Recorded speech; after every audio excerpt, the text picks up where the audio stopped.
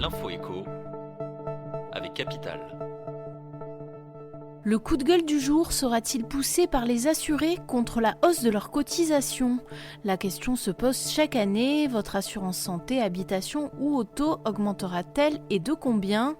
Bonne nouvelle du côté des tarifs des contrats automobiles qui n'augmenteraient que de 0,5% en moyenne selon Assurland. En ce qui concerne les cotisations d'assurance habitation, la hausse devrait osciller entre 1 et 2%, même si certains établissements comme la Massif auront la main un peu plus lourde. Pour l'assurance santé en revanche, la note risque d'être bien plus salée. Retrouvez ces hausses de tarifs sur notre site.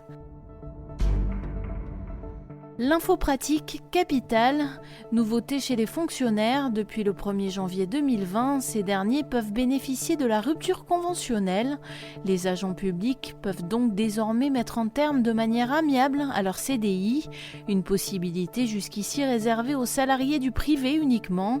Ce dispositif est ouvert aux fonctionnaires titulaires, mais aussi aux agents contractuels en CDI, aux ouvriers de l'État et aux praticiens contractuels des établissements de santé.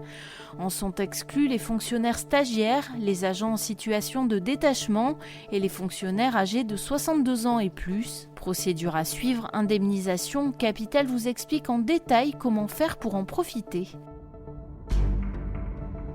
Le chiffre du jour, 6,2%, c'est le niveau de rabais obtenu en 2019 par les acheteurs sur le prix de mise en vente des maisons. Bonne nouvelle pour les acquéreurs, cette ristourne est supérieure à celle de l'année précédente. Même son de cloche pour le prix des appartements, les réductions ont atteint en moyenne 4,8% du prix de mise en vente, contre 3,7% en 2018. Selon les villes, les marges de négociation sont plus ou moins importantes pour les acheteurs, comme l'a analysé le réseau Century 21.